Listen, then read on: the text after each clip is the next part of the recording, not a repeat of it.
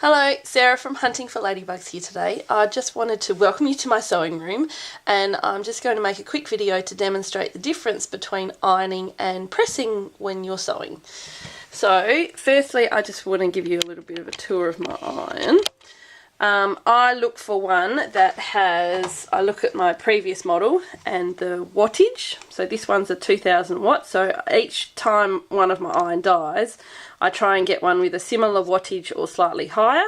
And I always seem to look for one that has an doesn't have an auto off function, because I have it on a lot of the time when I'm swapping between my machines down there. When I'm swapping between my ironing board and my machine, I have got in the habit of turning it on and off at the switch rather than having it auto off and beeping at me. The last thing I need is another household appliance that nags me. So I've got a piece of fabric here. This, I'll be cutting a square out of this later on this afternoon to make an I Spy bag, and I just need to iron it flat to make sure that it's nice and accurate when I go to cut the rectangle out. So when you're ironing, you've got a very deliberate sort of driving action. So you're moving it all over the fabric to press the fibres nice and flat. I've got this iron set at the linen or the cotton setting, which is normally the maximum one, and I don't tend to use steam. So I use a dry iron when I'm sewing. If I was ironing a shirt or something like that, I might add a bit of steam, but because my fingers are normally quite close when I'm pressing, I tend to turn the steam off.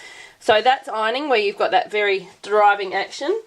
As opposed to pressing, I've made some bunting flags this morning, and to press I need a very crisp edge on that edge so that when I sew them in to hang, it's got nice and flat there.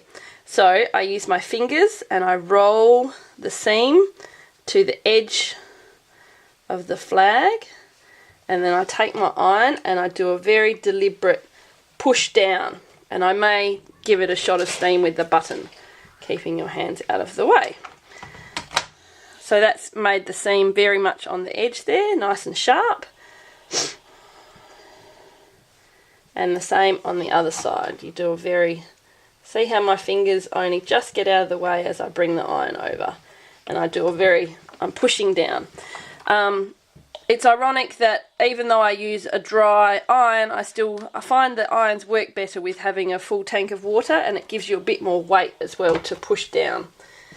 So there you go. You can see the difference between one that's had a good press and one that's not quite there yet.